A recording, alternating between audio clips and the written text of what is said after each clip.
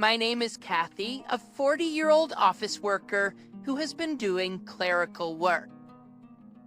I was living with my husband, Bob, who's 3 years older, and works at the same company, but we don't have any children. We've been married for 10 years.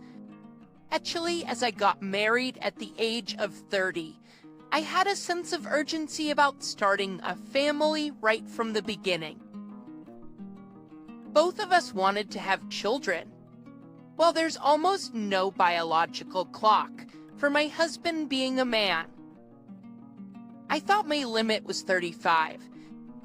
I'm not particularly strong physically, so I wanted to get through childbirth and parenting while I had the energy. However, my wish did not come true. Bob and I started trying to conceive immediately after our wedding, but there were no signs of pregnancy. So we decided to get tested at an obstetrics and gynecology clinic. The results showed that I had some problems, which made it hard for me to get pregnant.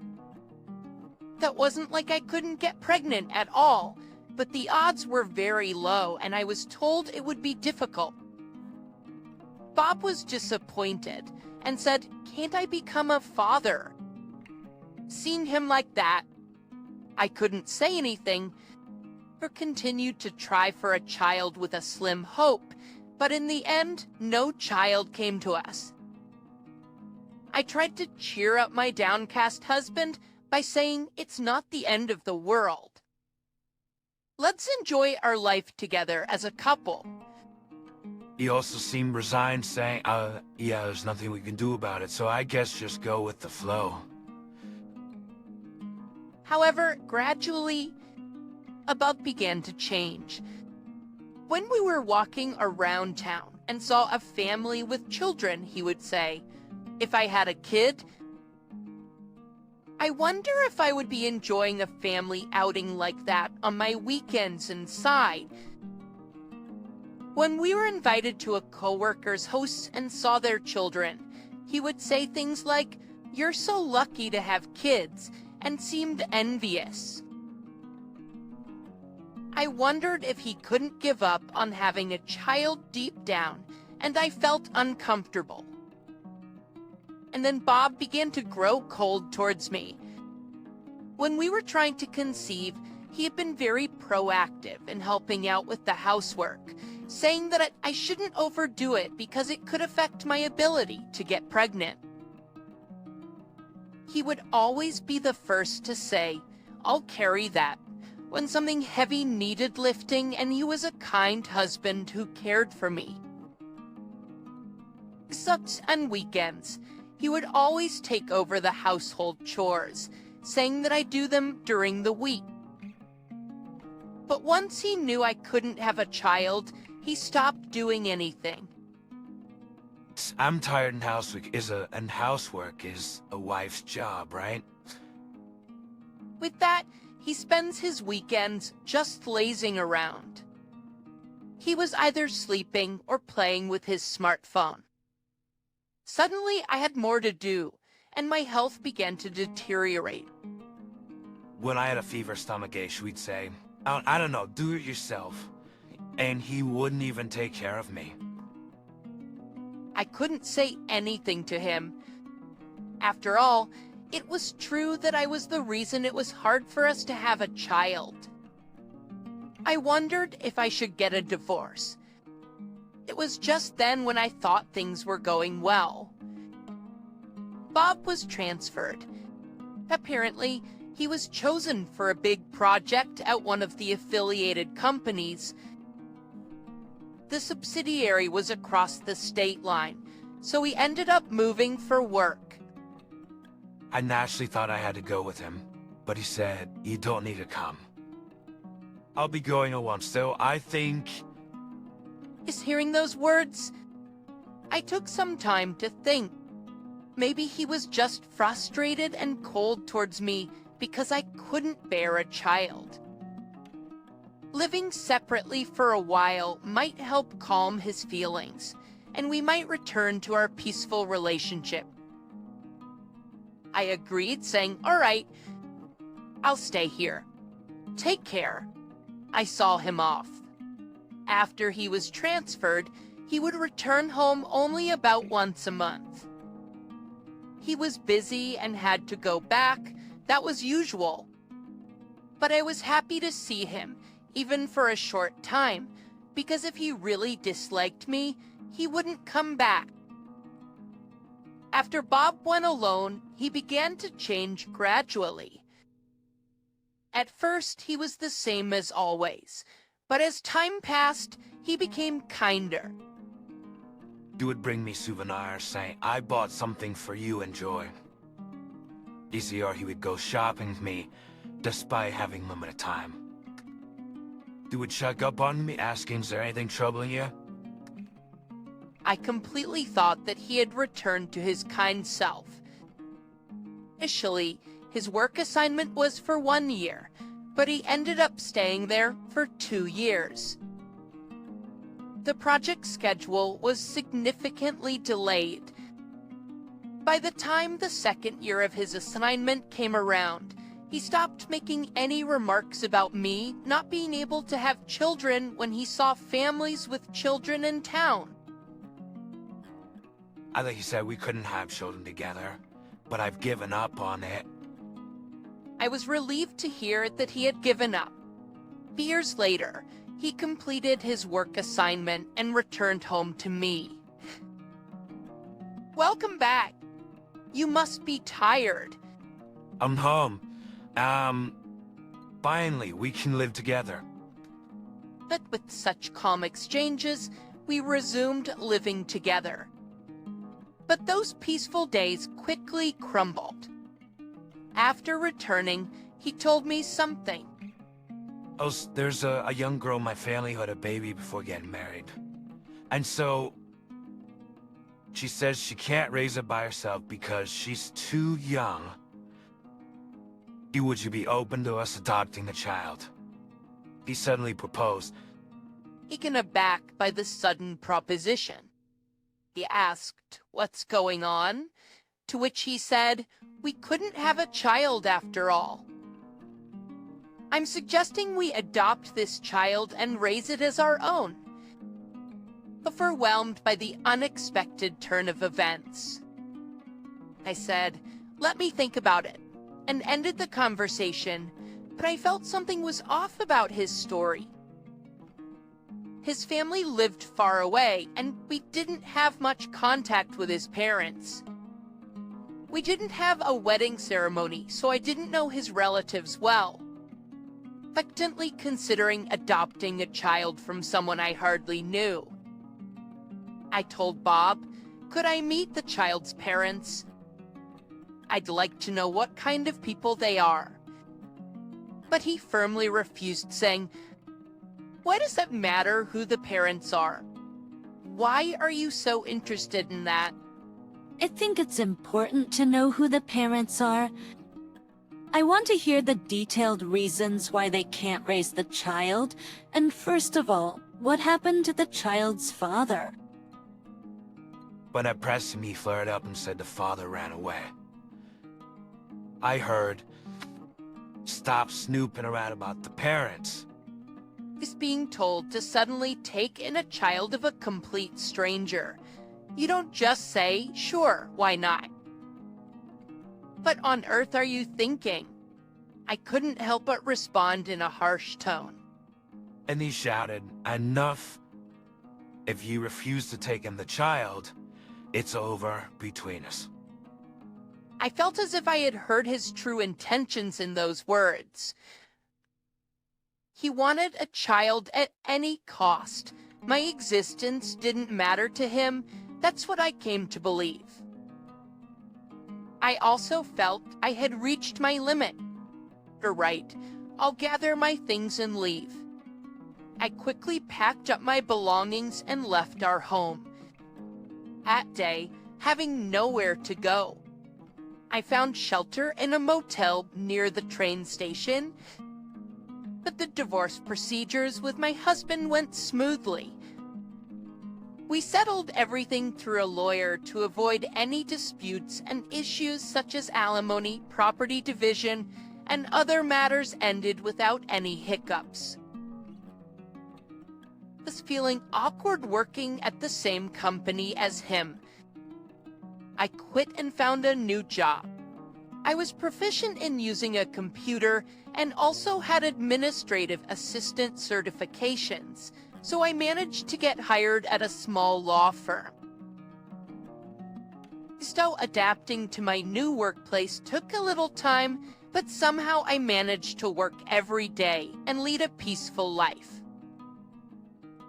Having lived separately from my husband for 2 years, I'd gotten used to coming home to an empty room.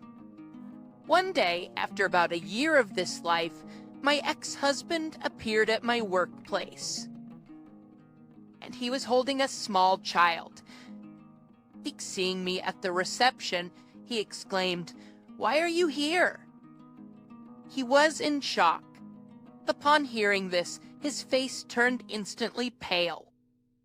I was curious about the child he was holding, but first I escorted him to my supervising attorney, and there I learned a shocking truth. It's not how I've been suspecting that me of child who was born a year ago doesn't resemble me at all. I'm doubting if it's really mine, he said. I see. If it turns out not to be your child, what do you plan on doing? Of course. I'll divorce my wife. But legally, you can only dispute the paternity of a child within a year of its birth. Even if you take a DNA test and find out that the child is not yours, you would still have to pay child support. What? You're 7. You must be joking. I'm not. There have been such precedents in the Supreme Court as well. I was recording their conversation as a clerk, and while working, it dawned on me.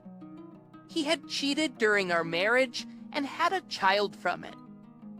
After considering the age of the child and the period of pregnancy, it was clear that the child was conceived around a year after he went on a business trip.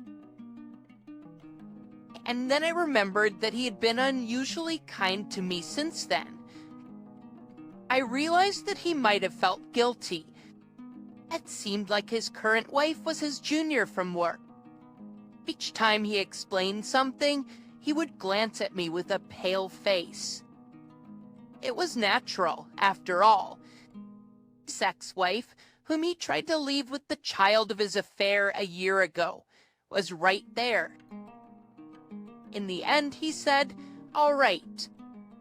I will take a DNA test first and then reconsider." At these words, he left with a downcast look. I told my lawyer, Mr. Williams, about my divorce from last year when my ex-husband returned at the end of the day. Mr. Williams was quite surprised and asked, you can claim alimony for infidelity within 2 years of discovery? What's your plan? I said, of course I want it. I want to claim it from his mistress too. Well then, let's start the procedures right away. In you go, our shrub. Thank you very much. In the end, I claimed alimony through my lawyer, Mr. Williams, from my ex-husband and his current wife, who was his mistress. And to prevent them from evading it, I sent the claim not only to their home, but also to their workplaces and his in-law's place.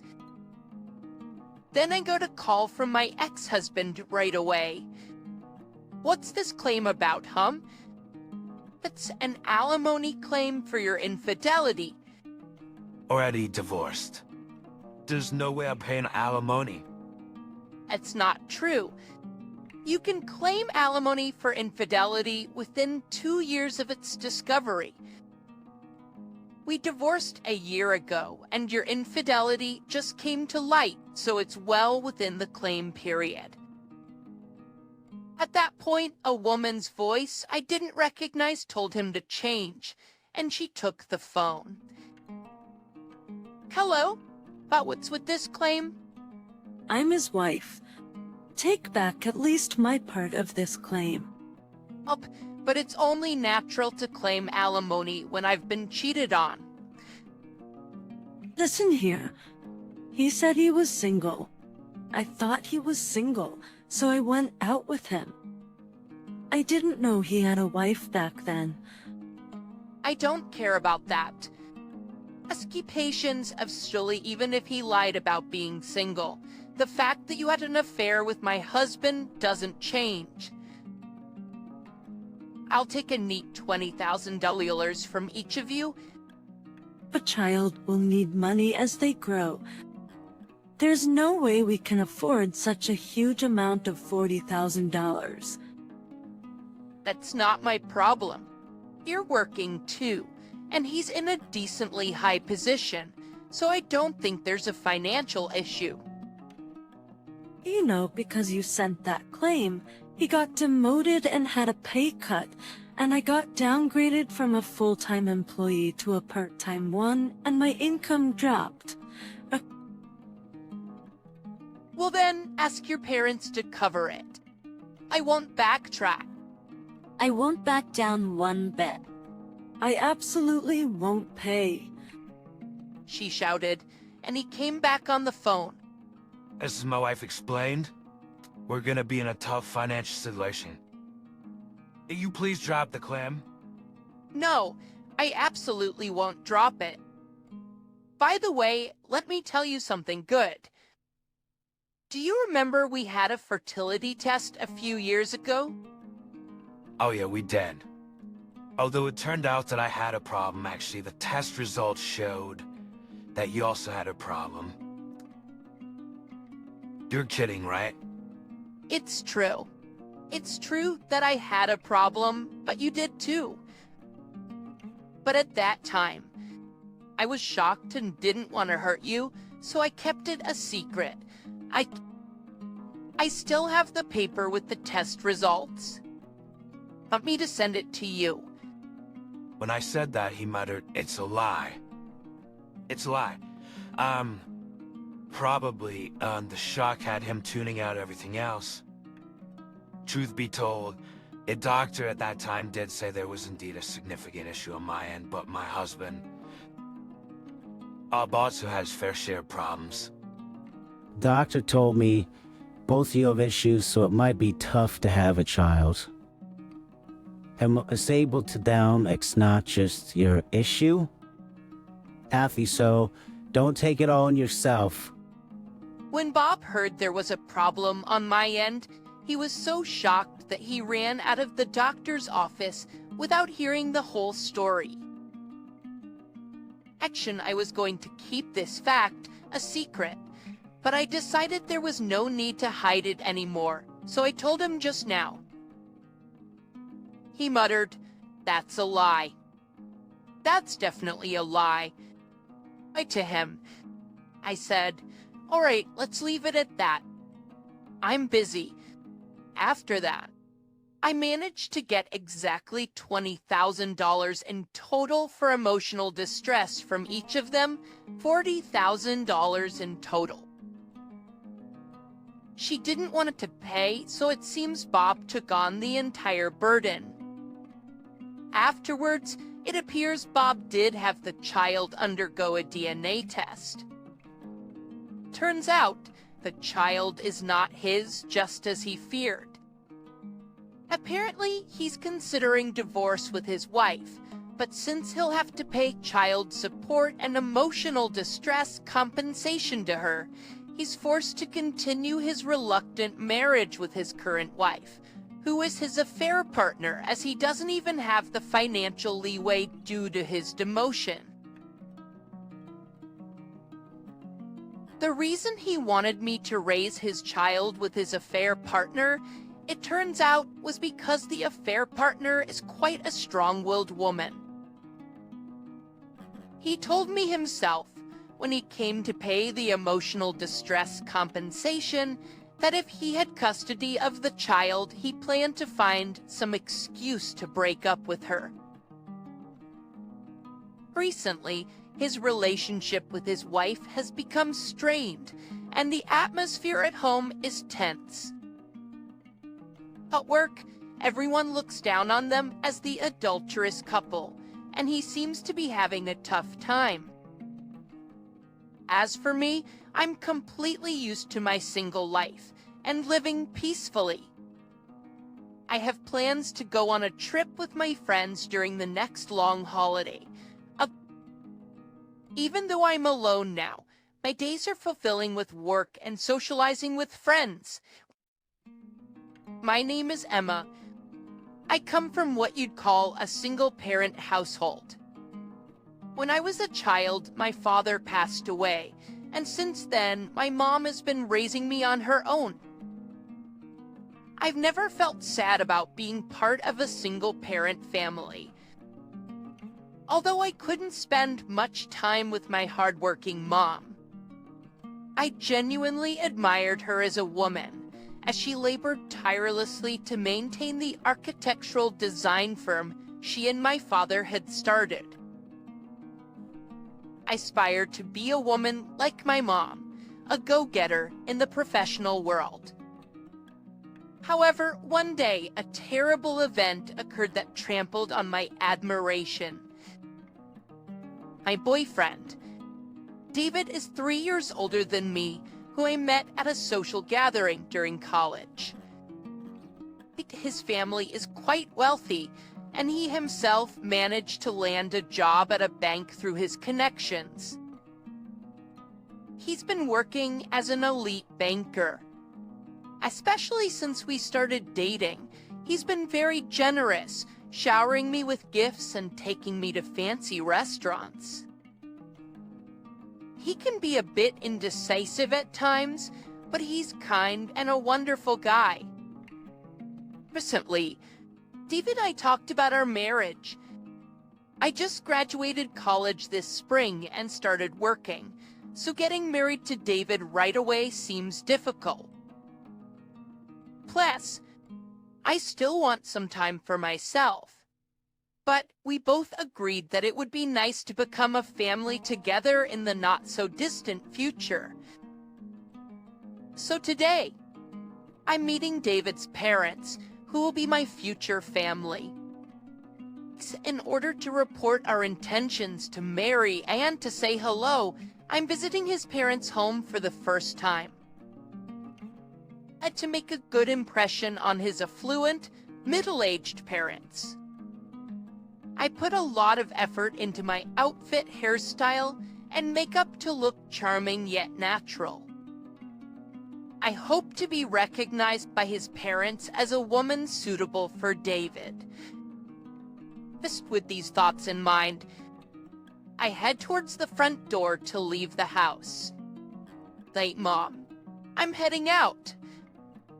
I'm going to visit David's house today. Oh, right. Make sure to be polite. This my mom, who's working from home today, looks up from her computer and said, I know. See you later. I leave the house feeling excited. After taking a train and a bus, I arrive at David's house in the neighboring town. It's a huge house, just like out of a fairy tale. I had David confirm his parents' favorite cake shop beforehand, and I bought a cake there.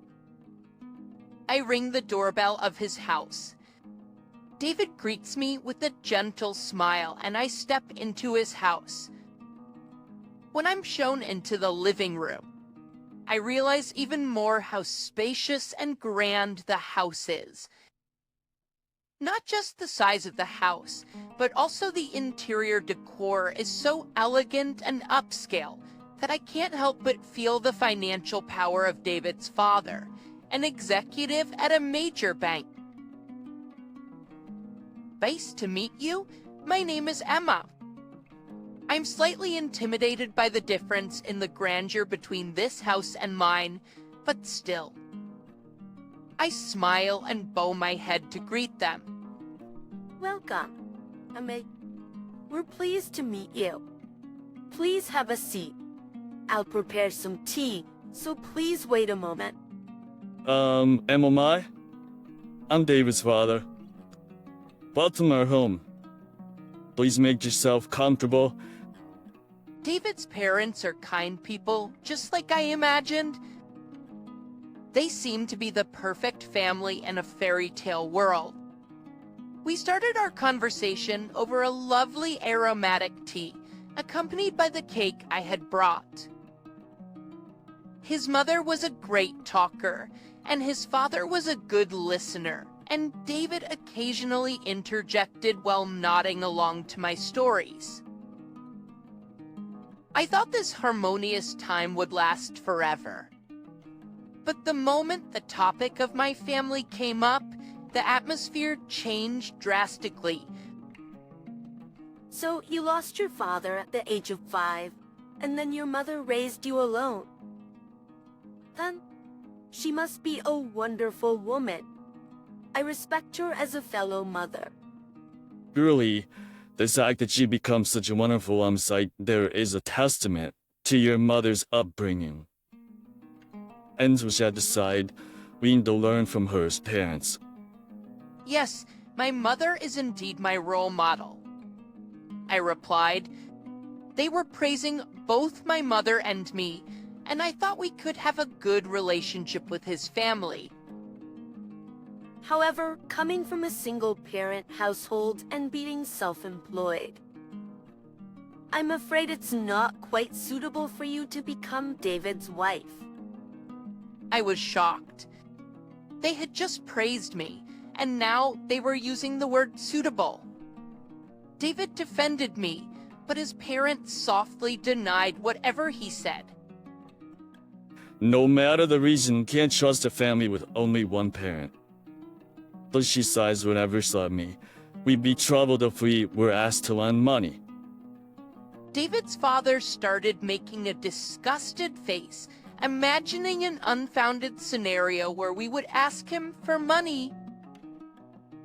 Besides, it's not common for a single mother to be able to send her daughter to college. It makes us suspicious if there was another man's support involved. We can't accept a loose woman as a family member. Bunkers value trust above all else. You know. Their words, which were not outright slander, hurt even more. David tried to fight back, but it ended with him losing the argument, leaving me out while the three of them argued. You can tell you dating her just for fun, but you need to rethink about marrying her.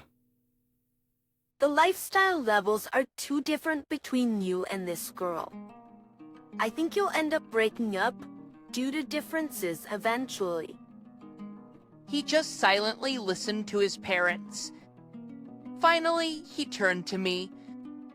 With his head bowed, he said, "I'm sorry, Emma, I can't marry you after all." What? Hepshins, I'm from a single-parent family, but do I have to give up marrying you for that reason? I don't want to say this either. Please don't blame me. You knew about my family situation from a long time ago, didn't you? You even met my mother. Do you also think that my family and I are unsuitable for your family? David, who was usually indecisive in times like this, said nothing. But I think his silence was the clearest answer. He must have thought that marrying me wouldn't be a good match, just like his parents said. I felt sad. I never thought that not only his family, but even David would reject me just because I come from a single-parent household. Honestly, I didn't want to stay here a second longer either. I'm leaving. I'm sorry for the trouble, I said, even though no one tried to stop me. They probably felt relieved that I left. With tears streaming down my face, I retraced my steps and went straight back home. When I got home, my mother noticed my tear-streaked face and asked me what happened. There was no point in lying to her. She knew where I had been and what I was doing. Felt like I was dishonoring my mother's way of life, and I really didn't want to tell her, but I told her everything. As expected, my mother was infuriated by the harsh treatment I had received. Well, so that's the kind of family they are. It seems like your boyfriend David was just going along with them. Certainly, a marriage with a guy like that wouldn't last long, so I think it's better not to marry him. It must have been tough. You did well. That despite the terrible things she herself had been told, my mother still worried about me and hugged me. Then she asked me about David's father's job as a banker. I remembered the name of the bank clearly, as David often bragged about it. When I told her, she seemed to understand something. I love my mother very much. I admire her hard work, and I want to be just like her someday. It's ridiculous to deny my admiration for her for the sake of David and his family, who trampled on it for such a trivial reason. The next day, my mother said to me, I checked, and as I thought, our company does have dealings with David's father's bank. I don't want to deal with a bank where the father of a man who dumped my daughter so harshly works, so I'm going to cancel the contract. I'll explain the whole situation. I don't know what will happen, but if they say trust is important, let's make sure they understand that they no longer have my trust. She called the bank right when it opened, bypassed the loan officer, and asked for the branch manager. The branch manager, we're terminating our dealings with you. Yes, I'm sorry it's so sudden, but it seems that one of your officers has severely mistreated my daughter. If you're willing to hear the details, I'd be happy to come and explain it personally. What do you say? I heard my mother's conversation just before I went to work. I knew she was going to terminate the contract, but I didn't know what would happen next. I didn't understand what it meant until a few days later when I got a call from David asking me to meet him at a nearby park. David and his parents were at the park. His parents glared at me. David asked me in a troubled voice. In those words, I understood everything. What it means to sever a contract, what it means for a banker to lose trust. It all became clear to me. If someone who lends and borrows money based on trust loses that trust, they essentially lose their livelihood. If there's a cause that erodes the vital trust from customers, it must be eliminated.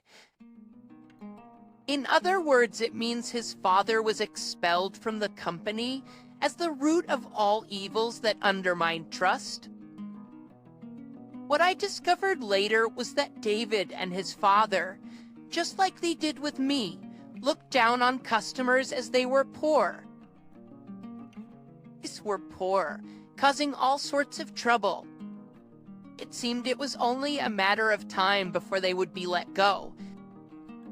The final straw was just a call from my mother. This wasn't something I accomplished through my own strength. I don't possess such power, but it was something my family did for me. I should tell him this, proudly and confidently. You insulted my mother, so she retaliated with her power. What?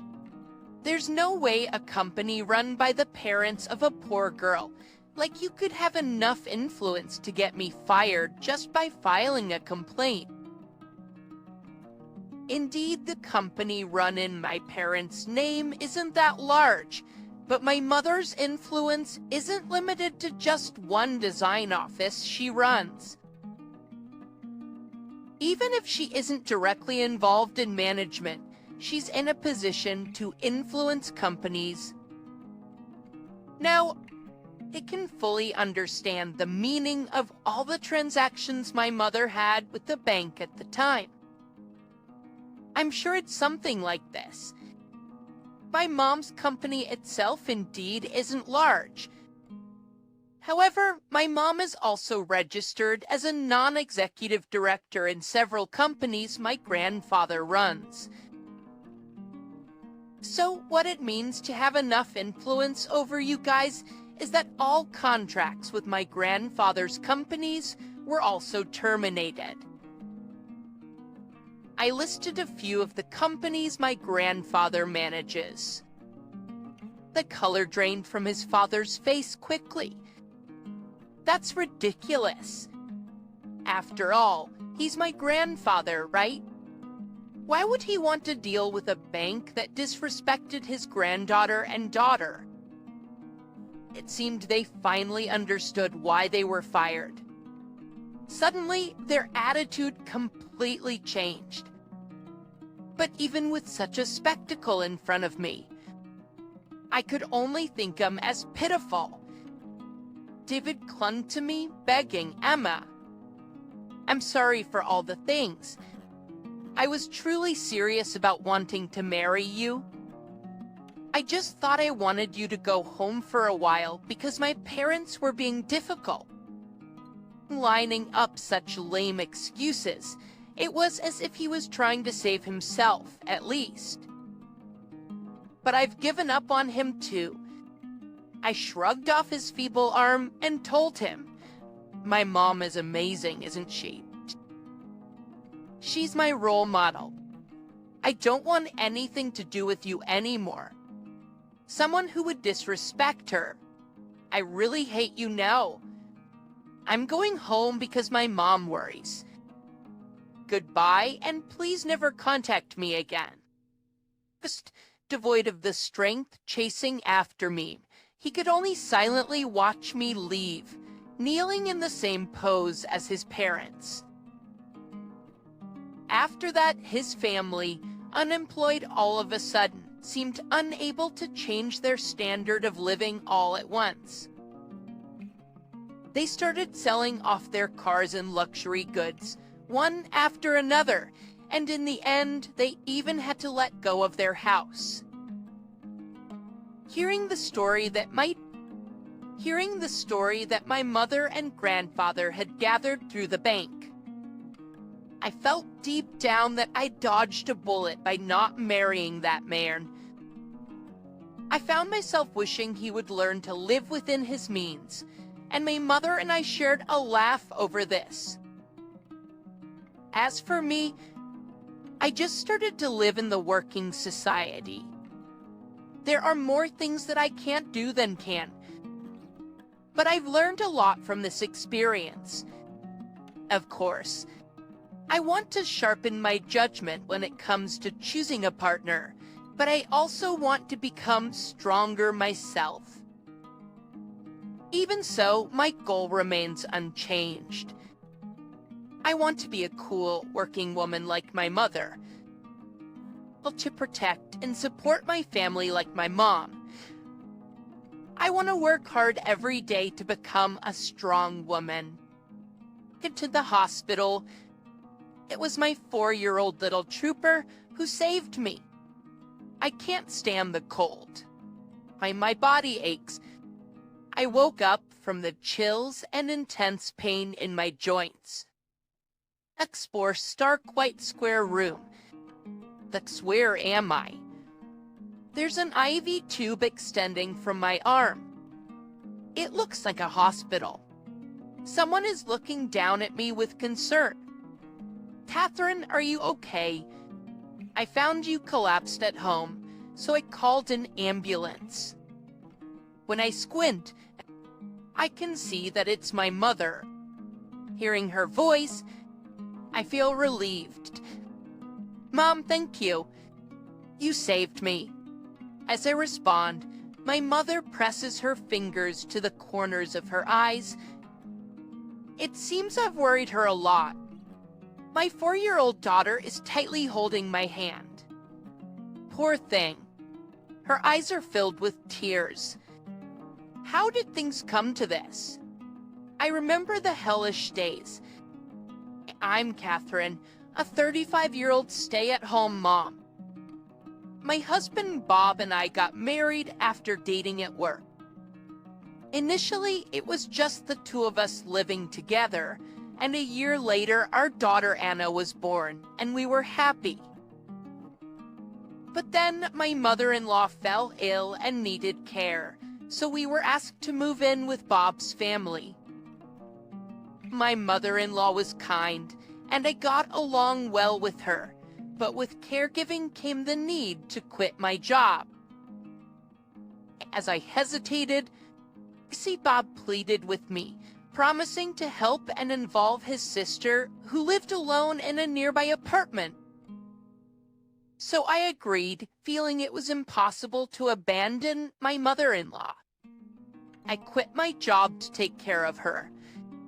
I lent her my shoulder when she needed to go to the bathroom, walked slowly while supporting her body, and made porridge, soft-cooked dishes, and fruit juice for her when her appetite waned. I wiped her body with warm towels, and to keep her spirits up, Unsie and carried Anna on my back and took my mother-in-law out for walks in her wheelchair, trying to make her life as comfortable as possible. It was hard to watch my mother-in-law's health deteriorate as she battled her illness. Bob, who had said he would help with caregiving, seemed to have no intention of doing so and left everything to me. His sister Rachel didn't even show her face. He felt deceived, but I had already quit my job, and I couldn't just leave my Mile as she was, so I just endured the situation. Thank you. You're treating me better than my own daughter. I really appreciate it. My Mile, a person of good character, repeatedly expressed her gratitude to me.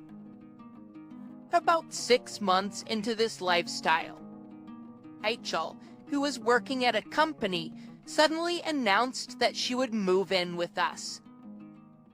I'm worried about Mom, so I'll live here and take care of her too. She said.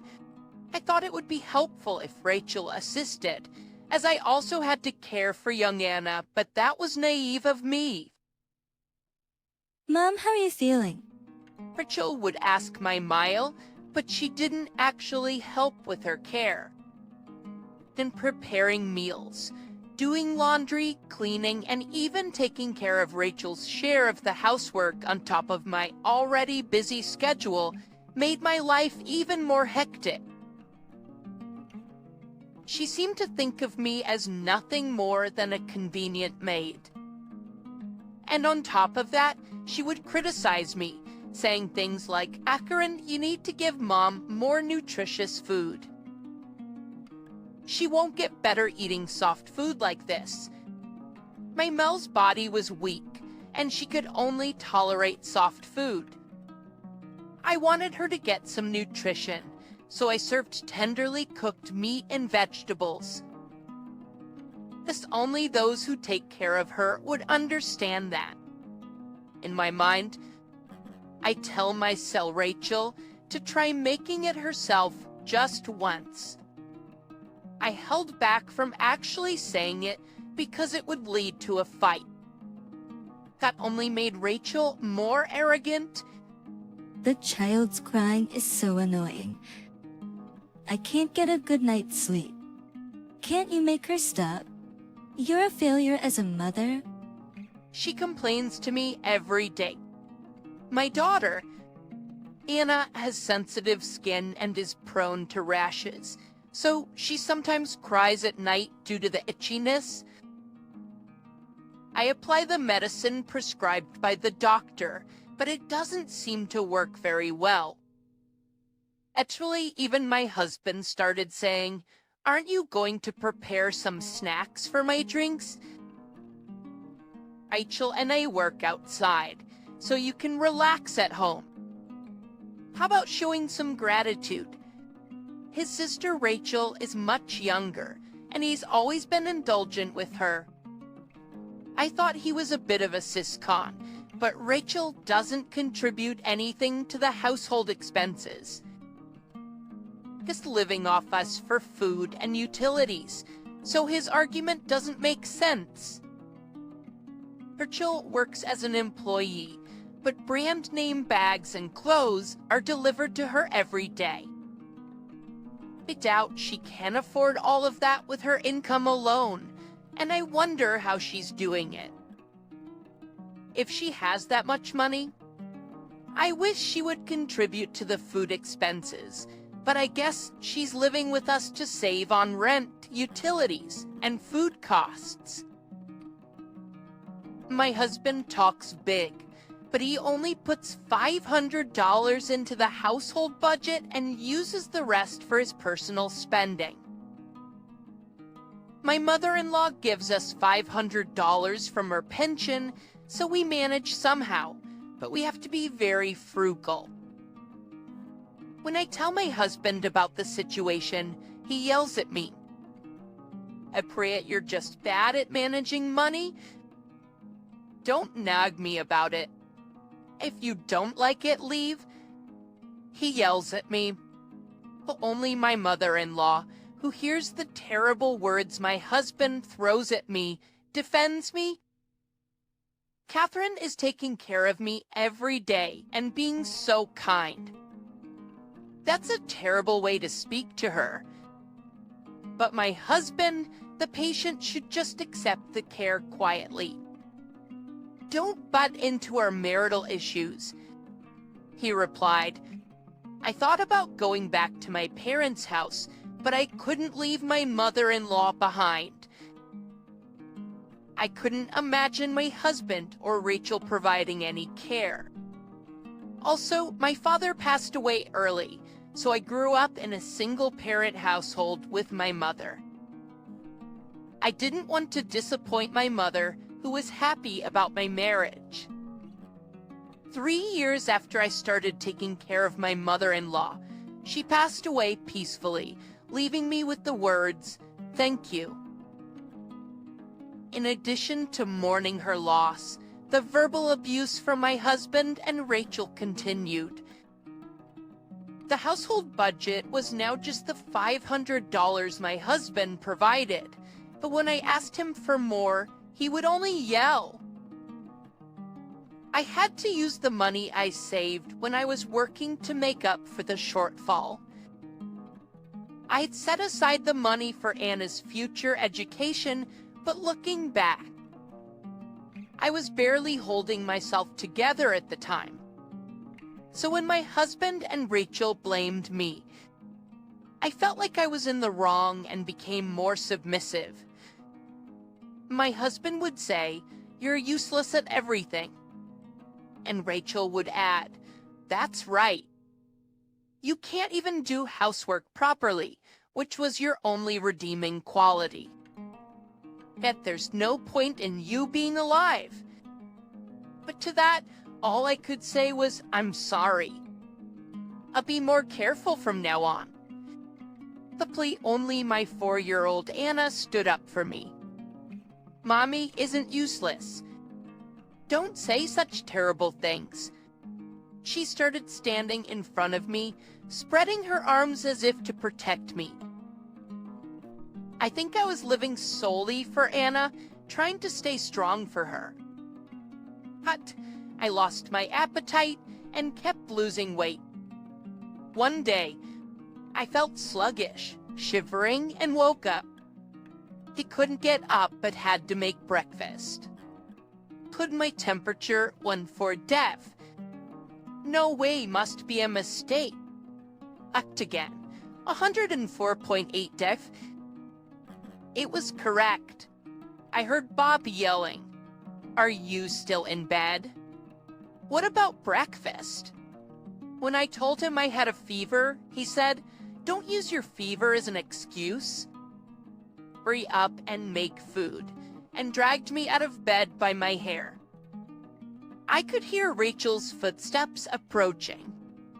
"Hey, my blouse isn't ironed." "What are you doing?"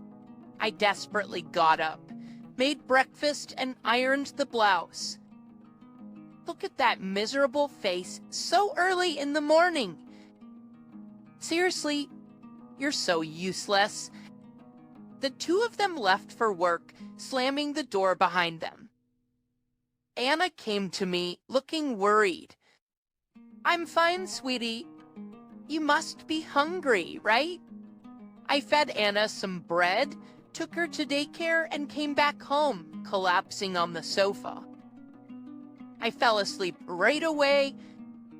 I woke up coughing violently. Before I knew it, it was evening. In a panic, I went to pick up Anna from daycare, and she was waiting there all alone. The teacher in charge said, "I was just about to call you since you were late.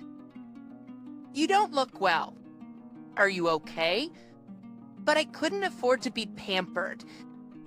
I took Anna home and hurriedly prepared dinner. I couldn't go shopping, so I made do with what I had. When Bob and Rachel came home, they started yelling. "What is this disgusting looking food? Is this what I get after working hard all day?" It looks like pig slap. The mushy appearance is just like it. "I can't eat this." But zap! Up, Bob threw the food into the trash. It's not fair. I wasn't feeling well, but I tried my best to make it. I snapped back, but it only made Bob angrier. He fetched a bucket of water and splashed it on me. "You said you have a fever, right? It should cool you down. Rich, we don't have to eat this terrible food. Let's go out to eat." Hearing that, Rachel happily agreed, and the two of them left together. Anna, worried, brought me a towel. Ami, are you cold? Daddy is so mean. While saying that, she wiped my wet face with her tiny hands. "Thank you, Anna." And then, just like that, my consciousness began to fade. I can't stand the cold. My body hurts. I woke up shivering and in pain all over my body.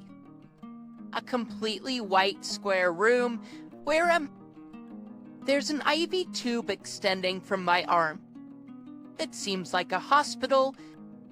Someone is looking down at me with concern from above. Squinting, I realized it was my mother. Hearing her voice, I felt relieved. "Mom, thank you. You saved me."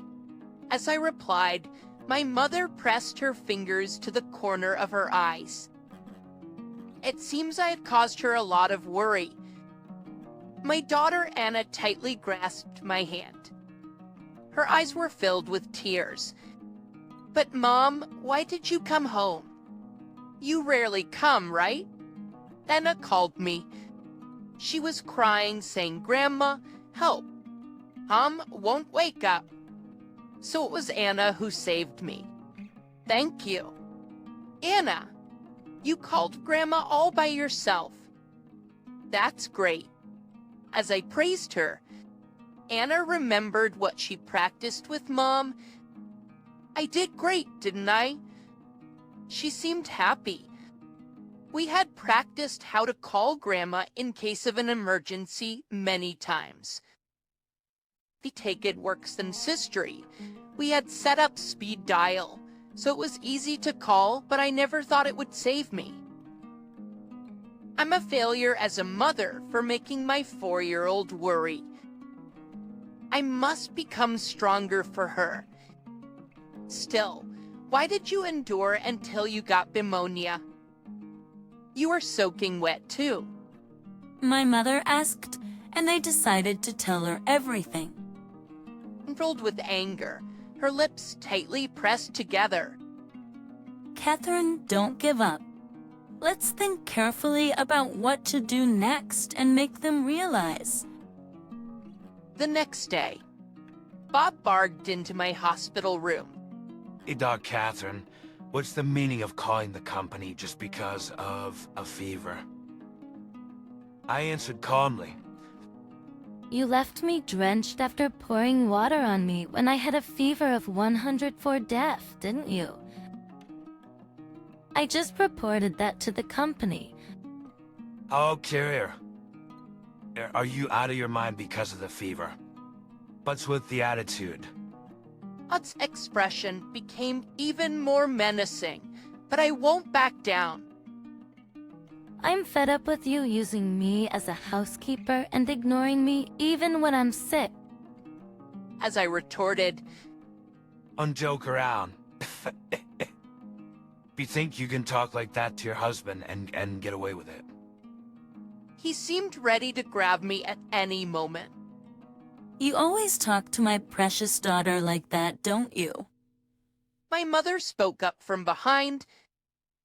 Mil, you're here. Mo prishep, so... No, it's just a regular marital quarrel. Bob hastily tried to cover up.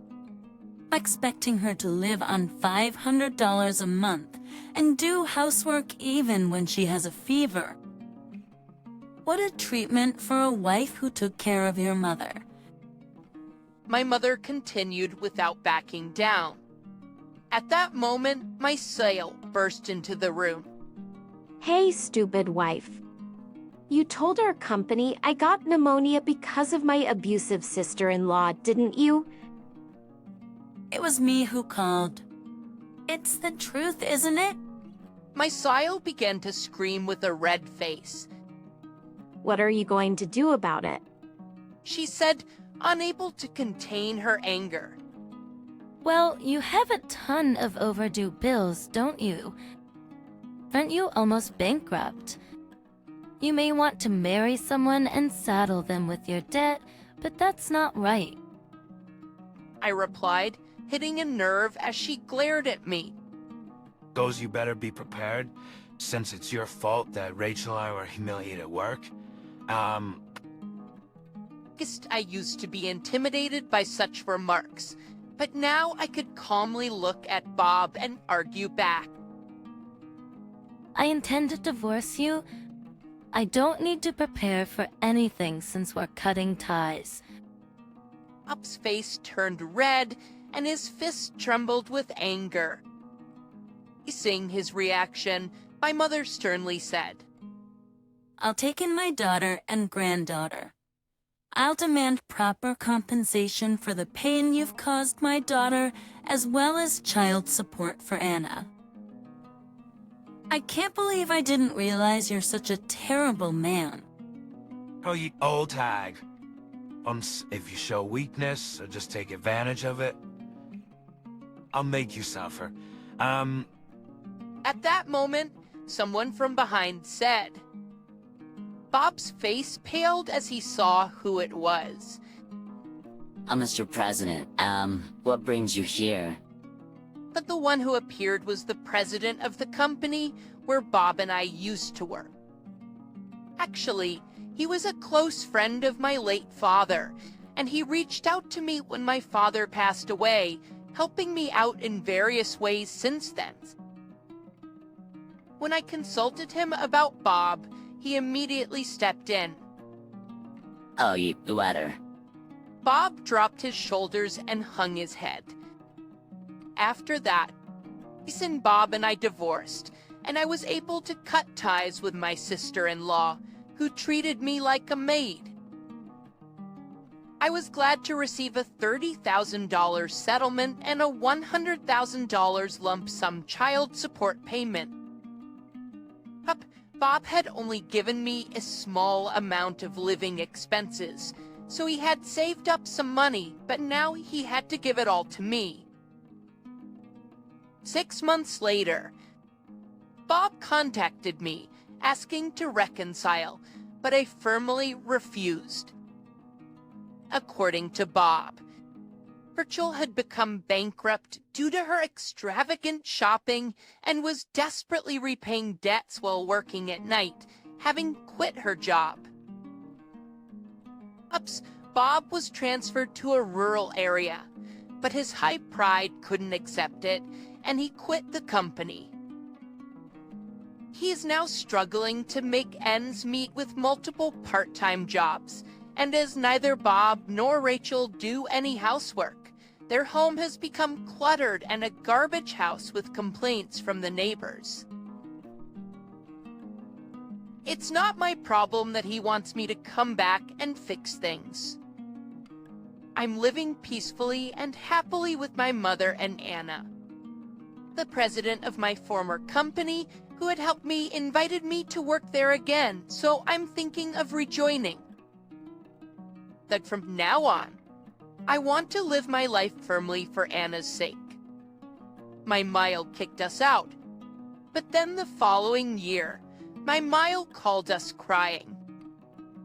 I'm Karen in my 40s. Actually, I lived with my husband Nick and our daughter Sophia, but my father-in-law, now in his 90s, asked us to move in. Nick has a brother, but he's a traveling worker. His situation is uncertain as to when he'll be able to return home, so the talk turned to us.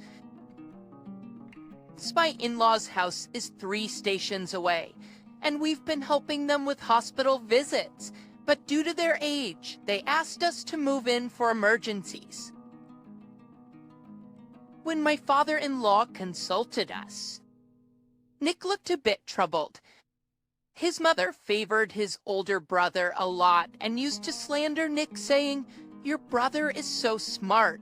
Why are you such a failure? But your brother will inherit this house. You should find a job and leave." I'm not sure if my father-in-law knew about this, but he said, "Your mom is looking forward to living with you guys too." When Nick consulted with his brother, he seemed relieved and left everything to us, saying it would help if you guys could move in. To be honest, I don't like my brother-in-law. He has a son the same age as my daughter Sophia, but he always compares them and looks down on my daughter. High school entrance exams, despite not much difference, he looked down on my daughter for aiming at a high school with a slightly lower score while boasting about his son aiming at a higher one.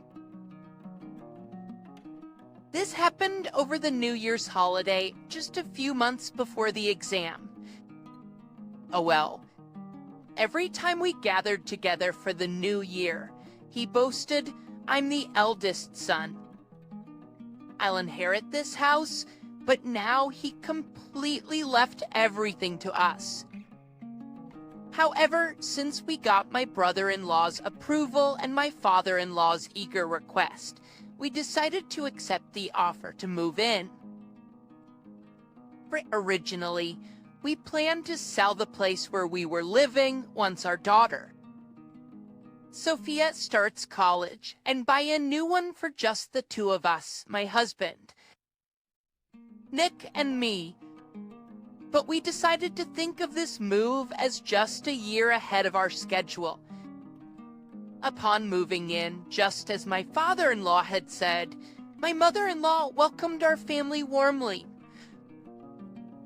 She gave the largest room to us, the next largest room to Sophia, and even offered to clean all the areas except for our room herself. It's when she said, "We'll do our laundry ourselves, but could you please take care of the meals for us?"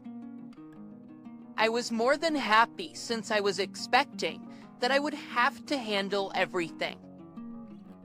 Sophia only has 1 more year until college entrance exams. She was a little nervous about the change of environment, but she was relieved to get a decent room. She seemed pleased to be able to use a larger room than before. We decided to pay a few $100s in rent each month and split the cost of utilities and food. The cohabitation started in a much better atmosphere than I had expected. He seemed relieved, but after a few months, things started to change slowly. That day was when my mother-in-law was supposed to go to the hospital. Since I didn't know when I would be able to come back, she said, and she asked me to clean and do the laundry. I had just had a day off from my part-time job, so I accepted without thinking. However, when I went to the supermarket for groceries, I happened to see my mother-in-law. She was happily chatting with a friend at a cafe. At that time, I thought it was okay once in a while, but it became not just once in a while after that day. I have to go to the clinic once a week, and I'll need you to take care of the cleaning and laundry every time. My mother-in-law says this apologetically, but I'm skeptical about whether she's really going to the clinic. She eats 3 meals a day and snacks in between. She is lively every day, sleeps well, and from my point of view, she seems healthy. But I decided to turn a blind eye because I would rather avoid ruining our relationship. I was prepared from the beginning that I would probably end up doing everything, and doing this once a week seemed not a big deal. However, after accepting this, my mother-in-law's request started to escalate.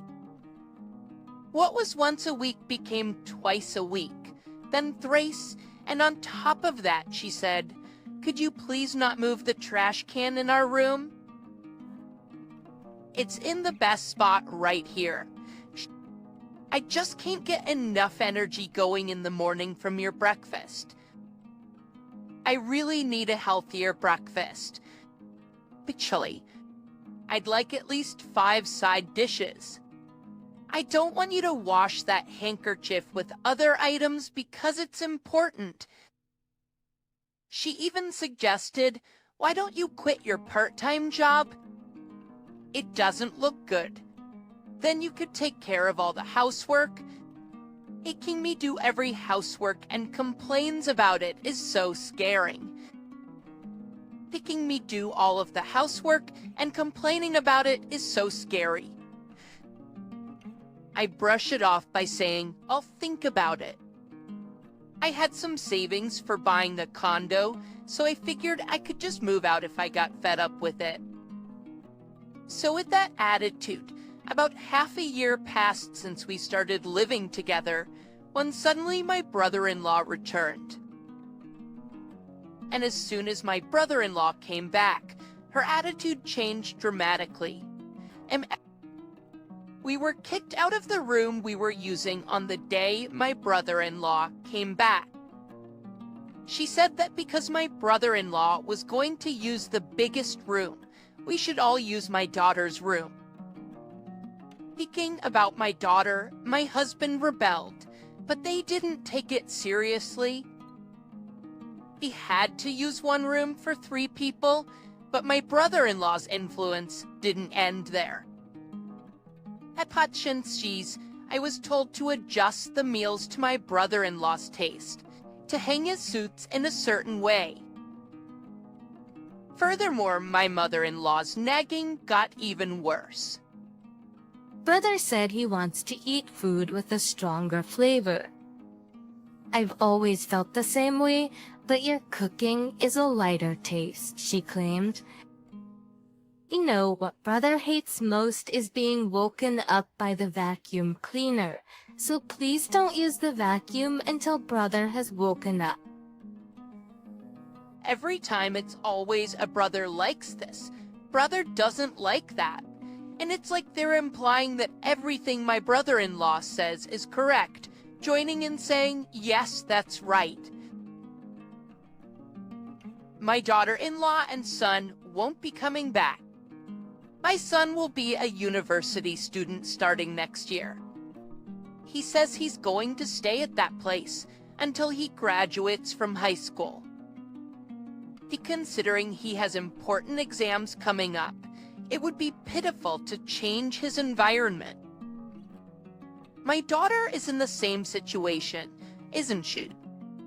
But despite that, we changed her environment twice, from living alone to a 3-person room, didn't we? Holding back my desire to complain, I quietly carried on with the housework, because I knew that if I complained, it would come back many times over.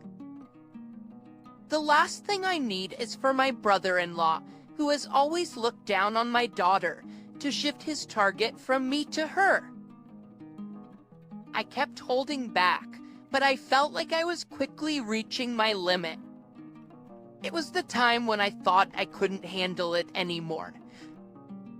My brother-in-law, who had been drinking, started to fight with my husband. As the eldest son, it's natural that I take over this place.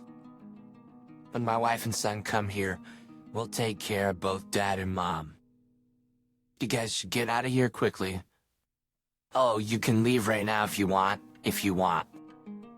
Her wife for cleaning is sloppy and her food is terrible. It's unbearable. Postado much still straw.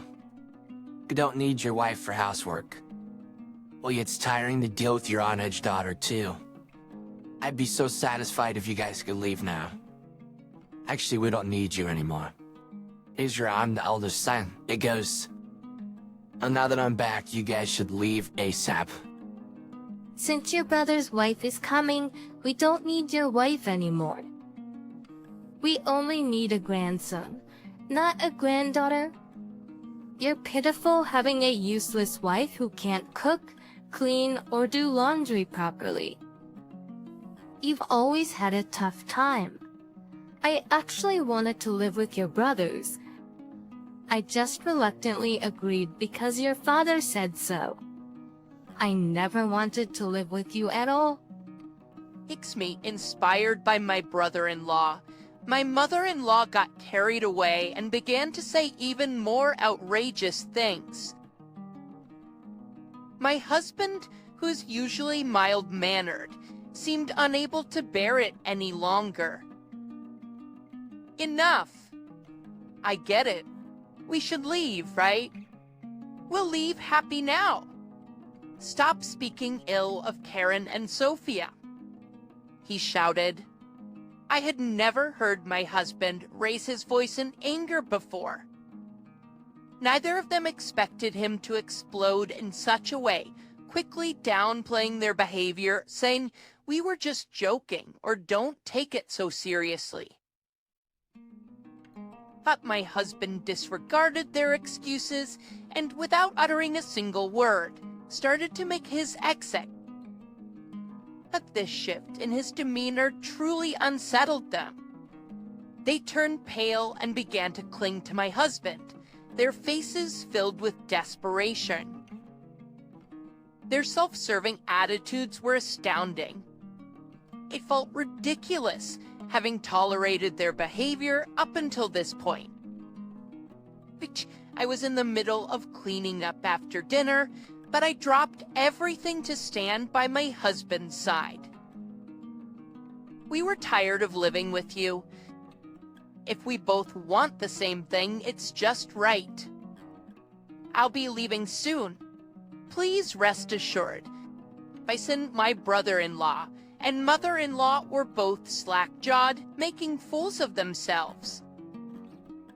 Even I, who had always been so loyal, was now standing up against them. They probably couldn't imagine this as people who always think about themselves. But success even now. I cannot forget about their expressions. My bold stance was all thanks to my husband. To be honest, as soon as my brother-in-law returned 2 weeks ago, my husband started looking for a rental property. We didn't know when my mother-in-law might revert to her old ways, or when my brother-in-law might start harassing our daughter again. There were too many uncertainties, so we began preparations to be ready to move out at any moment. We felt truly sorry for our daughter, having to change her surroundings so often, but it's better than staying here. We had a few places shortlisted, and by the next day, we had signed a lease for an available property and left our in-laws' place the following day. Afterwards, our daughter successfully got into college. She decided to live on her own, and we, as originally planned, bought a new apartment. It was a peaceful afternoon at the start of our new life when a call came in. The caller ID showed it was my mother-in-law, and my husband was reluctant to answer, but when the incessant ringing was too much to bear, he finally picked up.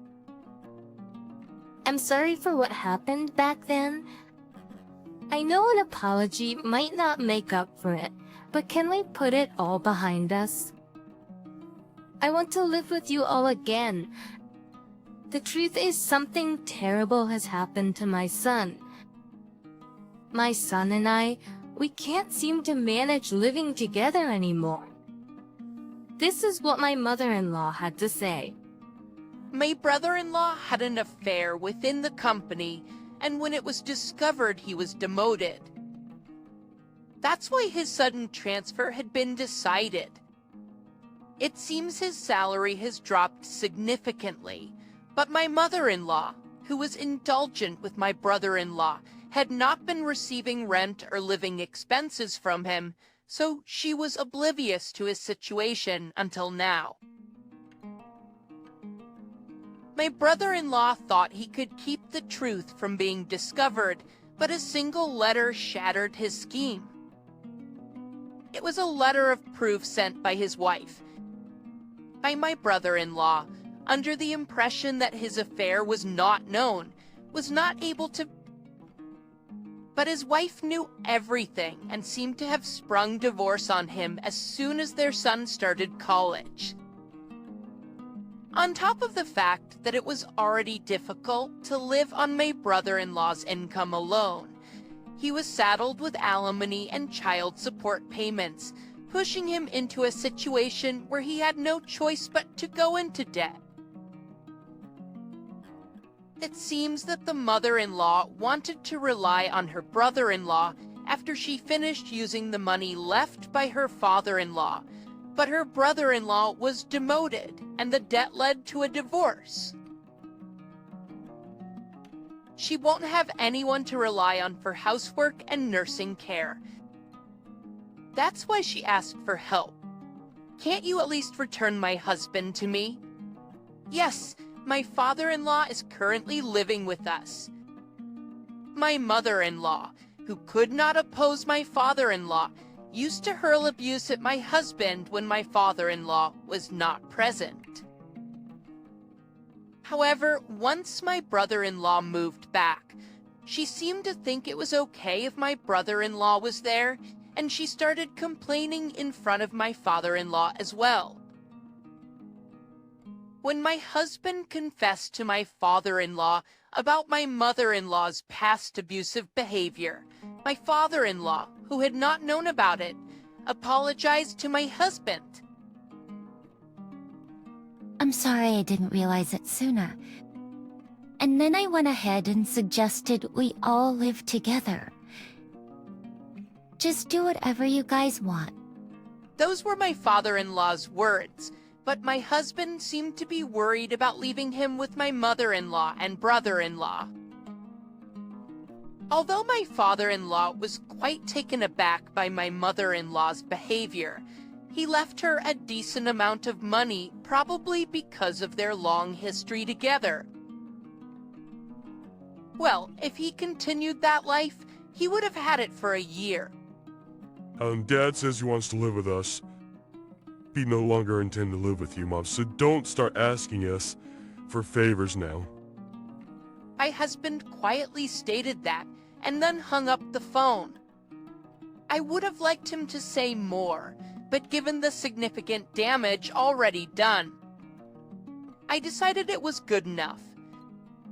According to what we later heard from my father-in-law, my mother-in-law apparently started working part-time at a convenience store despite her old age. As for my brother-in-law, he was unable to repay his debts with just his regular job and seemed to be working extra hours, even during the night and on his days off, sparing little time for sleep. They seemed to be enjoying their life of debt together. On the other hand, thanks to my father not contributing half of the cost to our apartment, we have plenty of breathing room in our lifestyle. We are planning a trip with him to our daughter's place during the upcoming long weekend. We're looking forward to staying in a luxury hotel and seeing our daughter again after a long time.